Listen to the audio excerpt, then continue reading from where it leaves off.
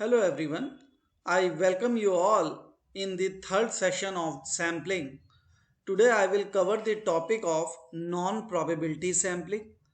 इसके पहले जो हमने दो वीडियो बनाया जिसमें हमने सैम्पलिंग के टर्मिनोलॉजी के बारे में बात किया और प्रोबेबिलिटी सैम्पलिंग के बारे में बात किया, उसका डिस्क्रिप्शन लिंक आपको मिल जाएगा। प्लस आज हम जिसकी बात करेंगे वो है नॉन प्रोबेबिलिटी सैम्पलिंग। आज हमारा होल विषय जो है नॉन प्रोबेबिलिटी सैम्पलिंग रहेगा। What is non probability sampling? The elements of the population do not have any known और equal chance of being selected in the sample. जैसे कि प्रोबेबिलिटी सैम्पलिंग में क्या होता था कि जिसमें हमारे पॉपुलेशन के हर एक एलिमेंट के सेलेक्ट होने की प्रोबेबिलिटी सेम होती थी, लेकिन नॉन प्रोबेबिलिटी सैम्पलिंग में जो हमारे पॉपुलेशन के एलिमेंट होंगे उसके सेलेक्ट होने की प्रोबेबिलिटी इक्वल नहीं होती है। और प्लस पॉपुलेशन के एलिमेंट का सैंपल में सेलेक्ट होने की प्रोबेबिलिटी हमें पता भी नहीं होती है।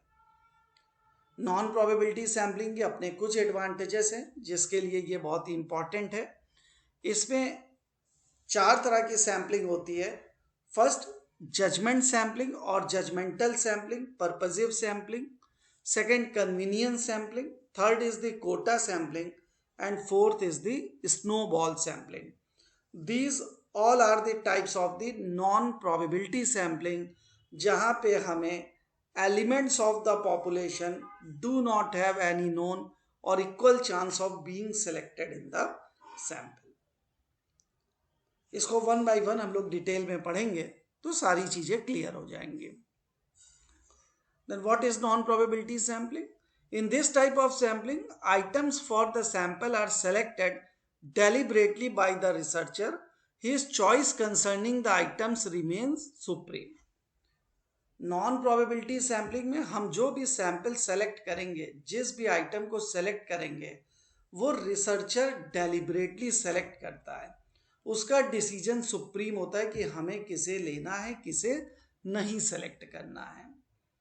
For example, if economic conditions of people living in state are to be studied, like in Uttar Pradesh में जो लोग रह रहे हैं उनकी इकोनॉमिक कंडीशन के बारे में हमें स्टडी करना है, तो उसके लिए हमने क्या किया, कुछ टाउन्स और कुछ विलेजेस को हमने सेलेक्ट कर लिया और उस बेसिस पे हमने बताया कि इस स्टेट में लोगों की इकोनॉमिक कंडीशन क्या है। तो thus the judgment of the organizers of the study plays an important part in the sampling design। तो आपका जो ऑर्गेनाइजर्स है, जो रिसर्चर है, उसका जजमेंट का बहुत इम्पैक्ट पड़ता है। Personal element has a great chance of entering into the selection of the sample. Personal element means biasness. इसमें क्या होगा, आपका बायसनेस आ जाती है क्योंकि रिसर्चर जिसको चाहेगा उसको अपने सैंपल में सेलेक्ट करेगा। The investigator may select a sample which shall yield result favorable to his point of view, and if that happens, the entire inquiry may get vitiated। Investigator या रिसर्चर केवल उसी sample को select करेगा, उसी item को अपने sample में select करेगा जो लगता है उसे कि हमें फेवरेबल रिजल्ट देगा, जिससे जो भी इंक्वायरी है उसकी फुलफिल हो सके। The element of bias, great or small, is always there, क्योंकि ये रिसर्चर की एबिलिटी के ऊपर डिपेंड करता है कि वो किसको सेलेक्ट करे, किसको ना सेलेक्ट करे। तो जैसा कि आप खुद ही जानते हैं कि तो इसमें क्या रिसर्चर का बायस आ जाता है। However, in small inquiries and researcher by individual, this design may be adopted because of the relative advantage of time and money inherent in this method of sampling. इस मेथड में नॉन प्रोबेबिलिटी सैम्पलिंग में क्या है, time and money दोनों की बचत होती है और हमें क्विक रिजल्ट मिल जाता है। This is the basic advantage of the non probability sampling. One by one अब हम लोग डिस्कस करेंगे। पहला पर्पसिव सैम्पलिंग और जजमेंटल सैम्पलिंग, या पर्पसिव कहिए या जजमेंटल कहिए, दोनों एक चीज है। Purposive or judgmental sampling is a method of sampling whereby the sampler picks the sample from the entire population solely based on his or her judgment. Name से ही clear है कि जजमेंटल सैम्पलिंग में जो भी सैंपल हम लोग select करेंगे वो रिसर्चर के पॉइंट ऑफ व्यू होता है। पूरे पॉपुलेशन में रिसर्चर को जिसे लगता है वो उसको सेलेक्ट करता है। फॉर एन एग्जाम्पल, एक क्लास में 60 स्टूडेंट है और उनको मैथ्स के कंपटीशन में दूसरे जगह जाना है, दूसरे कॉलेज में मैथ्स का कंपटीशन हो रहा है या किसी क्विज का कंपटीशन है, जनरल नॉलेज का कंपटीशन हो रहा है, वहां पे पार्टिसिपेट करने के लिए 4 स्टूडेंट को भेजने हैं हमें। अगर हम सिंपल रैंडम सैम्पलिंग से करेंगे तो हो सकता है जो स्टूडेंट बेस्ट नहीं है मैथ्स में या जनरल नॉलेज में या क्विज में वो सेलेक्ट हो जाए। तो जजमेंटल सैम्पलिंग का क्या बेनिफिट है? इसमें रिसर्चर को पूरे सैम्पलिंग फ्रेम के बारे में पता है, पूरी कैरेक्टरिस्टिक्स के बारे में पता है। क्लास में अगर 60 स्टूडेंट्स हैं तो हर एक के बारे में उसको पता है कि कौन सा स्टूडेंट मैथ्स में अच्छा है, कौन सा स्टूडेंट जीके में अच्छा है, कौन सा स्टूडेंट क्विज में अच्छा है, कौन सा स्टूडेंट इंग्लिश में अच्छा है।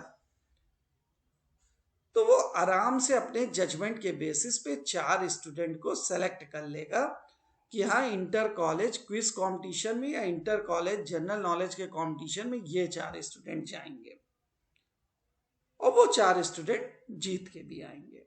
The sampler controls to a very large extent which elements have a chance of being selected to be in the sample and which one does not. Sampler मतलब researcher के पास पूरा कंट्रोल होता है कि किस यूनिट को सेलेक्ट करना है, किस एलिमेंट को सेलेक्ट नहीं करना है। Judgement sampling is subject to the researcher bias and is perhaps even more biased. Researcher के बायस के ऊपर डिपेंड करता है, perhaps it is more biased. Example जैसे कि मैं पहले बता चुका हूं कि formation of team to send them in a inter college quiz competition. एक टीम का फॉर्म करना है जो इंटर कॉलेज क्विज कंपटीशन में पार्टिसिपेट करेगी। Then moving ahead, judgemental sampling is used when size of sample is small. In such a case, simple random sampling may miss the more important elements, whereas judgment selection would certainly include them in the sample. Judgmental sampling को हम वहीं use करते हैं जहां पे हमारा size of the sample small होता है, प्लस सिंपल रैंडम सैम्पलिंग के कारण जो भी मोस्ट इंपॉर्टेंट एलिमेंट है उसका सिलेक्शन रह जाएगा, तो हमें जजमेंटल सैम्पलिंग का यूज करना पड़ता है। The success of this method depends upon the excellence in judgment. तो जजमेंटल सैम्पलिंग की सक्सेस किस बात पे डिपेंड करेगी कि आपका जजमेंट कितना अच्छा है। If the individual making decision is knowledgeable about the population and has a good judgement, then the resulting sample may be representative. अगर जो भी रिसर्चर है, इंडिविजुअल है जिसको डिसीजन लेना है, अगर उसके अपने पॉपुलेशन के हर एक एलिमेंट के बारे में पता है तो वो बहुत अच्छा सैंपल सेलेक्ट कर लेगा और वो सैंपल रिप्रेजेंटेटिव सैंपल होगा। Next, convenience sampling. It is also the part of the non probability sampling, जहां पे हर एक एलिमेंट के सेलेक्ट होने की प्रोबेबिलिटी हमको नहीं पता है, प्लस हर एक सैंपल के या हर एक एलिमेंट का सैंपल में सेलेक्ट होने की प्रोबेबिलिटी इक्वल नहीं होती है। कन्वीनियंस सैंपलिंग, कन्वीनियंस मतलब आराम, ये रिसर्चर के आराम के ऊपर डिपेंड करता है कि वो किसको सैंपल में ले, किसको ना ले। Convenience sampling is used to obtain information quickly and inexpensively. Convenience sampling इसलिए यूज करते हैं ताकि आपकी जो भी इंफॉर्मेशन है वो क्विकली और इनएक्सपेंसिव, कम खर्च में आपको अवेलेबल हो जाए। The only criteria for selecting sampling units in this scheme is the convenience of the researcher और the investigator. The only criteria क्या? Convenience of the researcher. Mostly the convenience sampling used are neighbors, friends, family members, colleagues. लोग structured questionnaire बनवाते हैं तो किससे भरवा लेंगे? अपने नेबर से, फ्रेंड से, फैमिली मेंबर से, कलीग से, इन लोगों से भरवा लेते हैं। This sampling design is often used in the pre-test phase of a research study, such as the pre-testing of a questionnaire. Generally इस सैम्पलिंग डिजाइन को हम कब यूज करते हैं? जब हमें पायलट टेस्टिंग करना होता है या प्री टेस्ट फेस करना है, हमें अभी पूरे में नहीं लॉन्च करना, हमने जो क्वेश्चनर बनाया है उसकी वैलिडिटी रिलायबिलिटी चेक करने के लिए हम उसको एक थोड़ा स्मॉल स्केल में चेक करके देखते हैं कि क्या कहीं हमारे क्वेश्चनर में कोई करेक्शन की तो जरूरत नहीं है। तो हम कन्वीनियंस सैम्पलिंग के हेल्प से कुछ लोगों से क्वेश्चनर फिल करा लेते हैं, कुछ लोगों का सर्वे कर लेते हैं, ताकि हमें अपने क्वेश्चनर के बारे में पता चल सके।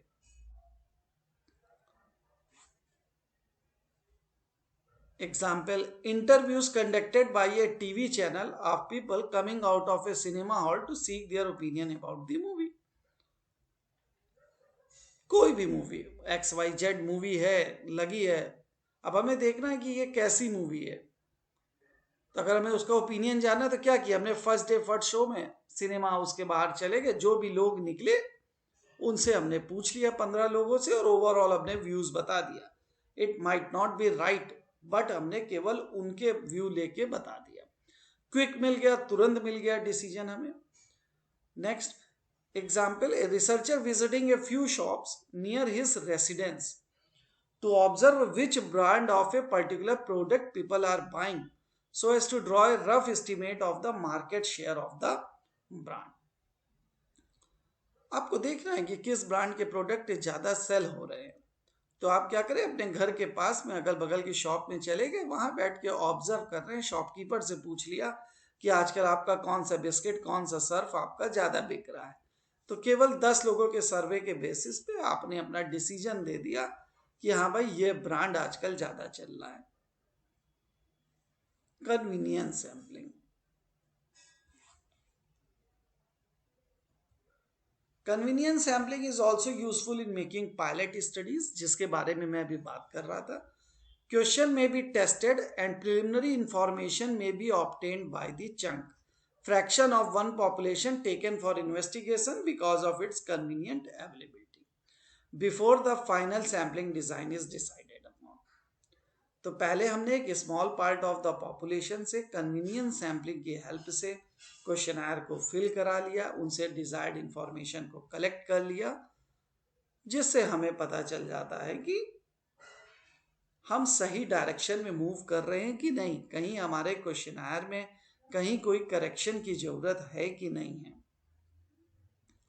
जनरली स्टूडेंट लोग अपना मेजर रिसर्च प्रोजेक्ट करते हैं, MBA के स्टूडेंट्स, तो वो क्या करते हैं, अपने क्लास वालों से ही क्वेश्चनर भरवा लेते हैं। क्यों? What is this? This is his convenience, convenience के कारण। In all the above situations the sampling unit may either be self selected or selected because of ease of availability. या तो खुद ही सेलेक्ट कर लेते हैं, या तो इजीली जो भी सैंपल हमारे पास, जो भी आइटम हमारे पास सामने देख रहे हैं, हमने उनसे पूछ लिया, उनको सेलेक्ट कर लिया। Then third sampling is the quota sampling. As the name indicates, quota. This is one of the most common forms of non-probability sampling. Sampling is done until a specific number of units for various subpopulation have been selected. हमारे पास कोई population है, उसको छोटे छोटे small population में divide किया और हर एक स्मॉल पॉपुलेशन में कोटा सेट कर दिया कि हाँ भाई 10 पहले सब पॉपुलेशन में से लेंगे, 20 दूसरे सब पॉपुलेशन में से लेंगे, 30 तीसरे सब पॉपुलेशन में से सैंपल को सेलेक्ट करेंगे। आप कोटा फिक्स कर देते हैं। Since there are no rules as to how these quotas are to be filled, quota sampling is really a means for satisfying sample size objectives for certain sub populations. The quotas may be based on population proportion. Quota हो सकता है आप population proportion के basis पे set कर दें कि जो भी सब पॉपुलेशन 1, 2, 3 डिवाइड हो रहा है, उसमें जितने नंबर ऑफ पॉपुलेशन के हैं उतने ही ले लें। Quotas are set up according to give criteria, but within the quotas the selection of sample items depend on personal judgement. Quota तो आपने सेलेक्ट कर दिया कि हाँ सब पॉपुलेशन 1 में से या ग्रुप 1 से 15 लोगों को लेंगे, ग्रुप 2 से 20 लोगों को लेंगे, ग्रुप 3 से 40 लोगों को सेलेक्ट करेंगे। लेकिन अब उस 10, 15 और 40 लोगों को सेलेक्ट कैसे करेंगे? अपनी कन्वीनियंस के बेसिस पे, अपने जजमेंट के बेसिस पे। For example, if there are 100 men and 100 women in a population and a sample of 20 are to be drawn to participate in a cooking competition. मान लीजिए कहीं है किसी लोकेलिटी में 100 men 100 women रह रहे हैं, हमें 20 लोगों को सेलेक्ट करना है कि कुकिंग कंपटीशन में पार्टिसिपेट करने के लिए। हम क्या करेंगे? 10 men 10 women को सेलेक्ट कर लेंगे, कोटा फिक्स कर दिया, 10 men का लेंगे, 10 women का ले लेंगे। अब 100 में से 10 men कौन से सेलेक्ट करेंगे? कन्वीनियंस के बेसिस पे, अपने जजमेंट के बेसिस पे हमें जिसको सेलेक्ट करना होगा हम सेलेक्ट कर लेंगे। 10 वीमेन को कैसे सेलेक्ट करेंगे? अपने कन्वीनियंस के बेसिस पे किसी भी 10 वीमेन को सेलेक्ट कर लेंगे। In quota sampling, the sample includes a minimum number from each specific subgroup in the population. Quota sampling में जो भी सैंपल सेलेक्ट करेंगे, हर सब ग्रुप में से कुछ कुछ सैंपल को जरूर सेलेक्ट करेंगे। Field workers are assigned quotas of the sample to be selected. Field workers मतलब जो भी हैं, जो सैंपल को कलेक्ट करते हैं, जो क्वेश्चनर पूछेंगे, जो सर्वे करेंगे, उनको बता दिया जाता है कि किस किस ग्रुप से कितने कितने कोटा हमने फिक्स कर दिए, कितने कितने लोगों से हमको पूछना है। Next example, a researcher wants to measure the job satisfaction level among the employees of a large organization and believes that the job satisfaction level varies across different types of employees. भाई job satisfaction की study करना है हमको organisation में, तो job satisfaction level क्या होगा? Vary करेगा। Class 1, class 2, class 3, class 4 employees का जॉब सेटिस्फेक्शन लेवल अलग अलग होता है। तो हमने वहां पे देखा कि the organisation is having 10%, 15%, 35% and 40% class 1, class 2, class 3 and class 4 employees respectively. Class 1 में 10% एम्प्लॉय है, क्लास 2 15%, क्लास 3 में 35% एम्प्लॉय हैं एंड क्लास 4 में 40% एम्प्लॉय बिलोंग करते हैं। नाउ अब अगर हमें 100 का सैंपल सेलेक्ट करना है, if a sample of 100 employees is to be selected from the organization, then 10, 15, 35 and 45 employees from class 1, class 2, class 3 and class 4 respectively should be selected. तो आपने कोटा फिक्स कर दिया। जिस प्रपोर्शन में आपके पास पॉपुलेशन था, जिस प्रपोर्शन में ग्रुप डिवाइड किया था, उसी प्रपोर्शन में आप सैंपल को सेलेक्ट कर लीजिए। प्लस कौन से 10 लोग सेलेक्ट होंगे, ये आपके कन्वीनियंस के ऊपर डिपेंड करता है। कौन से 15 लोग, आपके कन्वीनियंस के ऊपर डिपेंड करता है। The investigators may choose the employees from each class as conveniently available to them.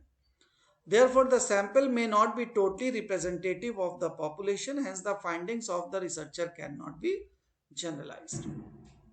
चूंकि सैंपल आपका रिप्रेजेंटेटिव नहीं है, आपने अपने जो भी ग्रुप डिवाइड किए उसमें से किसी भी 10 लोगों से पूछ लेंगे। कोटा जो आपने सेट कर दिया कि ग्रुप 1 से 10 लोगों से पूछेंगे, ग्रुप 2 में 20 लोगों से पूछेंगे, तो कोई भी 10 या कोई भी 20 लोगों से हम पूछ सकते हैं।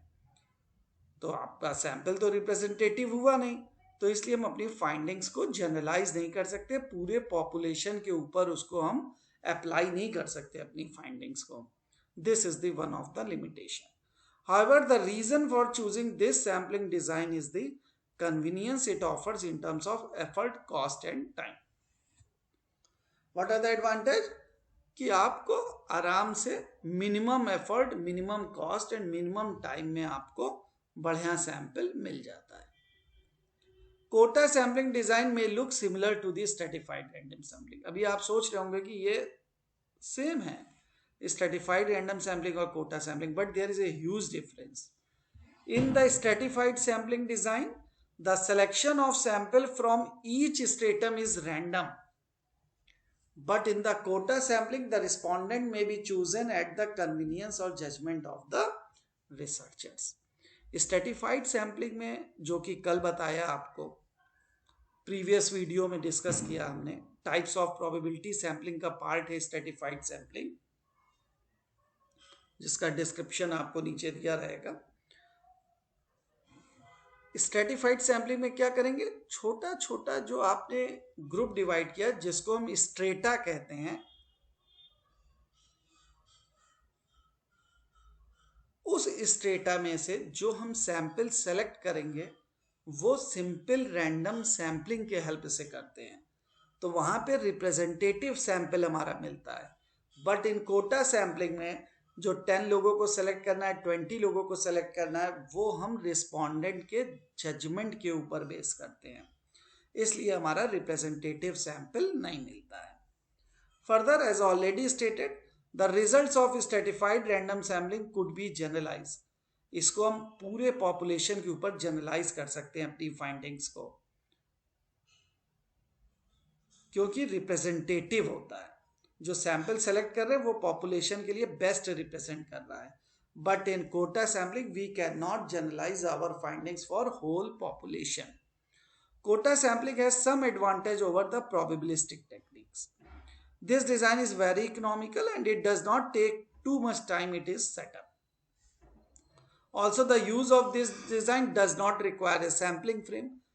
आपने जो स्मॉल ग्रुप डिवाइड किए या सब पॉपुलेशन डिवाइड किए, उसके अंदर जितने भी एलिमेंट्स हैं हमें उसके सैम्पलिंग फ्रेम नहीं चाहिए, हमें हर एक के बारे में इंफॉर्मेशन नहीं चाहिए, हमें कन्वीनियंटली जो भी 10 लोग 15 लोग मिल जाएंगे हम उनसे पूछ लेंगे। Then the last sampling design is the snowball sampling design. This is also the part of non-probability sampling. Snowball, पहली बात तो इसका नाम क्यों है स्नोबॉल? स्नोबॉल मतलब बर्फ का गोला। स्नोबॉल क्या है? बर्फ का गोला। जैसे धीरे धीरे हम लोग बर्फ का गोला जैसे बनाते जाते, लपेटते जाते हैं, पहले एक, फिर एक लेयर, फिर एक लेयर, फिर एक लेयर। तो इसमें क्या होता है, पहले सैंपल एलिमेंट को हम सेलेक्ट करते हैं कि कौन हमारे सैंपल का पार्ट होगा, फिर दूसरा सैंपल कौन होगा,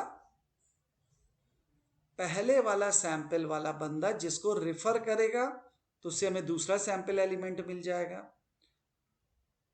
फिर दूसरा वाला तीसरे को रिफर कर देता है, चौथे को रिफर कर देता है। तो इस तरह से हमारे पास पूरे सैंपलिंग एलिमेंट मिल जाते हैं।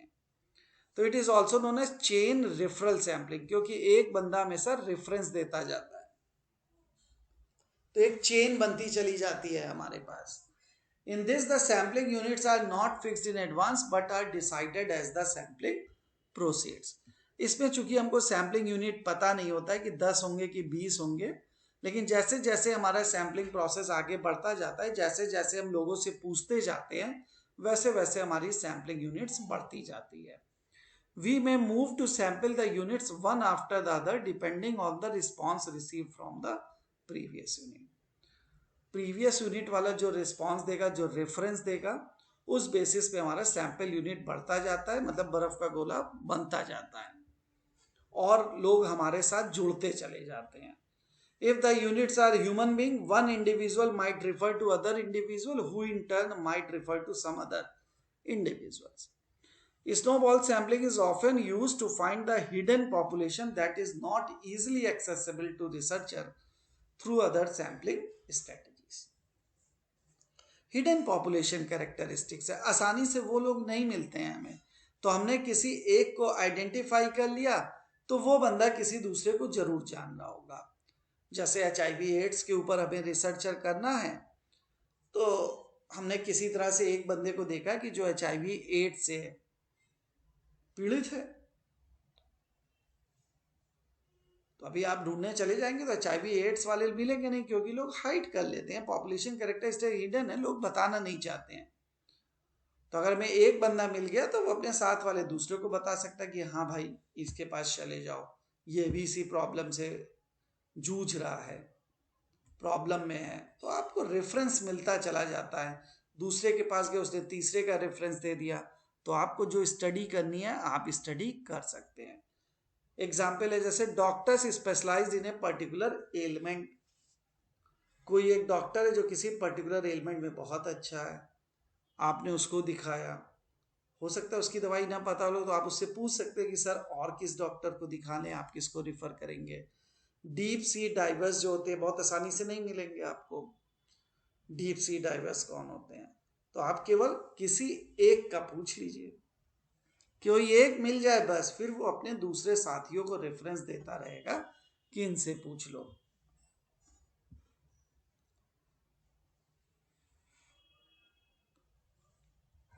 Next, if you are studying the level of customer satisfaction among the members of an elite country club, you will find it extremely difficult to collect primary data sources unless a member of the club agree to have a direct conversation with you and provide the contact details of the other member of the club. मान लीजिए कोई club है, elite country club है, आप उनके member के लोगों का एक सर्वे करना चाहते हैं कि उनका कैसा लगा, कि पिछली बार घूमने गए थे तो उनका कैसा एक्सपीरियंस रहा। तो ये लोग समय नहीं देते, लेकिन अगर आपको कोई एक बंदा मिल गया तो वो अपने रेफरेंस से और बंदे को बता देगा, दूसरा बंदा तीसरे को बता देगा, तीसरा बंदा चौथे को बता देगा। तो धीरे धीरे आप अपना सर्वे पूरा कर सकते हैं। जैसे हमारे साथ थे तो उन्होंने रिसर्च किया, ऑस्ट्रेलिया में उन्होंने रिसर्च किया कि इंटरनेशनल फाइनेंशियल रिपोर्टिंग स्टैंडर्ड होता है अकाउंटिंग में, उसके ऊपर सीए का व्यू देख रहे थे। तो अब सोचिए ऑस्ट्रेलिया में लोग कैसे मिलेंगे, तो पहले उन्होंने किसी एक सीए को ढूंढ लिया, एक सीए मिला तो उनके रेफरेंस से दूसरे चार्टर्ड अकाउंटेंट मिले, दूसरे से तीसरे, तीसरे से चौथे, ऐसे करके पूरा सैंपल उनका सेलेक्ट हो गया। तो किस तरह की सैम्पलिंग डिजाइन है, स्नोबॉल सैम्पलिंग। एडवांटेज क्या है, it is quicker to find samples. Referral make it easy and quick to find subjects as they come from reliable sources. Referrals make it easy. Referrals के कारण ढूंढना आसान हो जाता है, नहीं बहुत कठिन होगा. And it is reliable. An additional task is saved for a researcher. This time can be used in conducting the study. तो उसका समय बच जाता है कि दूसरे भी और सैंपल को ढूंढने में। Cost effective. This method is cost effective as the referrals are obtained from a primary data source. It is convenient and not so expensive as compared to other methods. Some hesitant subjects. Some people don't want to come forward and participate in research studies because they don't want their identity to be exposed. कुछ लोगों को पता भी होगा कि मान लीजिए कि आप किस कैरेक्टरिस्टिक्स के लोगों को ढूंढ रहे हैं, लेकिन आप उनसे बाद में अकेले में मिलेंगे घर जाके, तो वो शायद आपके क्वेश्चन का जवाब दे दें, एनोनिमस रखना पड़ेगा उनकी आइडेंटिटी। तो वहां पे ये रिसर्च बहुत फायदेमंद है। Snowball sampling helps for this situation as they ask for reference from people known to each other. There are some sections of the target population which are hard to contact.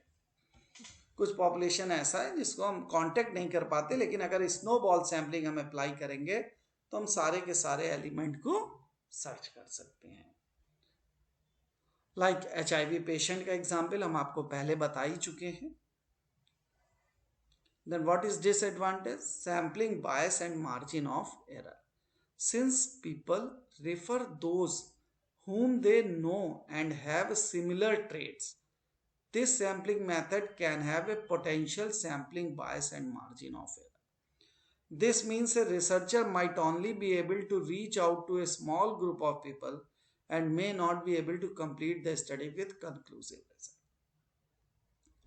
चूंकि आदमी उसी को refer करता है जिसको वो जानता रहता है, जिसके साथ उसके गुण मिलता है, जिसके साथ उसकी मैचिंग मिलती है, सिमिलर ट्रेड्स के होते हैं। तो हो सकता है कि एक major area of the population आपसे छूट जाए, maybe. Lack of cooperation, there are fair chances even after referrals people might not be cooperative and refuse to participate in the research studies. Lack of cooperation, हो सकता है आप उसके पास जाएं, वो कॉपरेट ना करे। रेफरेंस के थ्रू आप ए से बी के पास पहुंच तो गए, लेकिन वो अगर आपके रिसर्च स्टडीज में पार्टिसिपेट नहीं करेगा तो कैसे करेंगे। Then there are some merits of the sampling. In brief, less time, आप पूरे के पूरे पॉपुलेशन की कैरेक्टरिस्टिक्स के बारे में बहुत कम समय में जान सकते हैं। केवल सैम्पलिंग के कारण आप पूरे के पूरे पॉपुलेशन के बारे में जान सकते हैं। लेस कॉस्ट, पूरे के पूरे पॉपुलेशन की स्टडी करना बहुत कॉस्टली है। अगर हम किसी शहर की बात करें, जैसे प्रयागराज के लोगों की मीन इनकम जानना है, तो एक एक लोगों की इनकम अगर हम पूछने लगे तो बहुत कॉस्टली, बहुत टाइम कंज्यूमिंग है। हमने क्या किया कि इलाहाबाद को छोटे छोटे मोहल्लों में डिवाइड कर दिया। उन मोहल्ले में छोटे छोटे कुछ कुछ लोगों से पूछ लिया उनकी इनकम कितनी है। इस बेसिस पे पूरे प्रयागराज के लोगों की हम इनकम बता सकते हैं। मोर डिटेल्ड इंफॉर्मेशन, क्योंकि आपकी अगर हेट्रोजीनियस पॉपुलेशन, उसको स्मॉल होमोजीनियस ग्रुप में डिवाइड कर दिया और हर में से सैंपल को सेलेक्ट कर लिया, तो आपको मोर डिटेल्ड इंफॉर्मेशन मिल जाएगी। Next, the destructive nature of certain test. आप चाहे ट्यूबलाइट की बात कर लीजिए, एलईडी बल्ब की बात कर लीजिए, अगर हम सब के सब बल्ब को टेस्ट करने लगे, सब के सब एलईडी बल्ब, सब के सब ट्यूबलाइट को अगर हम टेस्ट करने लगे, तो उसमें ऑर्गेनाइजेशन का काफ़ी ज़्यादा लॉस हो जाएगा। तो हम क्या करेंगे, 10,000 यूनिट अगर प्रोड्यूस हो रही है बल्ब की या एलईडी बल्ब की, उसमें से हमने 10 या 20 का सैंपल लेके उसको चेक कर लिया कि उसके लाइफ टाइम कितना है, वो कितने घंटे जल रहा है। तो हमारा 5 या 7 या 10 बल्ब का ही लॉस होगा, लेकिन पूरे के पूरे लॉट को हम थोड़ी नहीं चेक कर सकते हैं, क्योंकि लॉस हमारा बड़ा हो जाएगा। These are the some merits. Next, disadvantage. पहला, चांसेस फॉर बायस। तो इसमें रिसर्चर का या फील्ड इन्वेस्टिगेटर का बायस आने की पूरी संभावना है। हो सकता है वो उस सैंपल को सेलेक्ट करे जो उसको फेवरेबल रिजल्ट दे, तो बायस को जरूर रिमूव करना चाहिए। आपका सैंपल जितना ज्यादा रिप्रेजेंटेटिव होगा पॉपुलेशन का, जितना आपकी बायस कम होगी, उतना बढ़िया रिजल्ट आएगा। प्रॉब्लम ऑफ एक्यूरेसी, इसको हम अपने अगली स्लाइड में डिस्कस करेंगे कि सैम्पलिंग एरर और नॉन सैम्पलिंग एरर होती है, उसको हम कैसे रिड्यूस कर सकते हैं। Difficulty of getting the representative sample.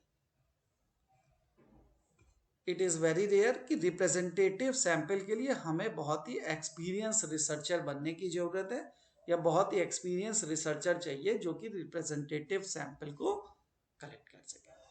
क्योंकि एक बार रिप्रेजेंटेटिव सैंपल आपके पास आ गया, तो आप पूरे के पूरे पॉपुलेशन के बारे में अपनी फाइंडिंग को जनरलाइज कर सकते हैं। आजकल क्या है, अनट्रेन्ड मैन पावर है। मैन पावर कैसा है, अनट्रेन्ड है, तो मिस्टेक होने की चांस बहुत ज़्यादा हो जाती है। आप जब डेटा को कलेक्ट कर रहे हैं तो उसमें मिस्टेक हो जा रही है। Chances of committing the errors in the sampling, इसको हम लोग एरर्स इन सैम्पलिंग, जो कि हमारा नेक्स्ट वीडियो होगा, उस पर हम लोग एरर्स के बारे में बहुत डिटेल में चर्चा करेंगे। ओके, तो यहाँ पे आप इसको देख लीजिएगा। मैंने अब तक टर्मिनोलॉजी कंप्लीट कर दिया है, प्रोबेबिलिटी सैम्पलिंग कंप्लीट कर दिया है, and non probability sampling complete कर दिया है, जो आपके वेरियस एग्जाम में यूजफुल है। चाहे आप BBA MBA के स्टूडेंट हो, चाहे आप PhD एंट्रेंस एग्जामिनेशन की तैयारी कर रहे हो, चाहे UGC नेट JRF की कर रहे हो, तो वहाँ पे आपको सैम्पलिंग के बेसिक क्वेश्चन जरूर मिलते हैं। तो इसमें आपका कॉन्सेप्ट आई होप कुछ ना कुछ क्लियर हुआ होगा। बाकी thank you everyone for watching this video, and we will meet with the next video, that is the error in sampling technique. Thank you everyone.